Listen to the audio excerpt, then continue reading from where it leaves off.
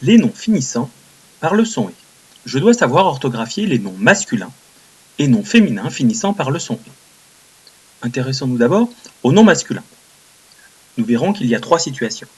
Le cas général, les noms masculins finissant par « et » s'écrivent « e » accent aigu. Exemple, le côté, le café, un bébé, le blé, et ainsi de suite. Situation particulière, les noms qui vont finir en « yé » ou avec un suffixe « et » rajouté à la fin d'un autre mot vont s'écrire IER ou ER. Exemple en IER, un cahier, un routier.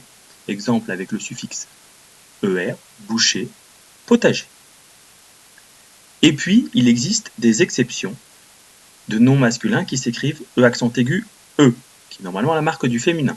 Ces exceptions sont dues à leurs origines étymologiques.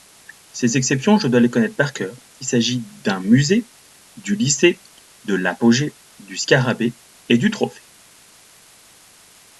Ensuite, je sais orthographier les noms féminins finissant par « et ».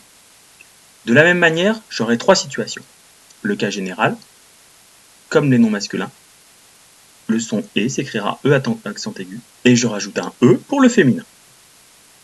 Exemple, la rangée et E, la mêlée et E, une allée et E. Les exceptions vont être les noms qui se terminent par le son T ou tier.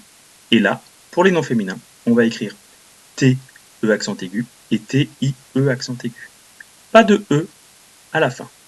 Exemple, la liberté, une cité, ou la pitié, une moitié.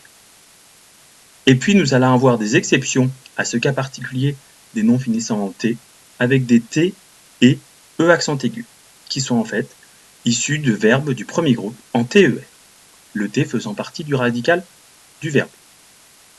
Exemple, une dictée, une portée, une montée, une jetée ou une butée.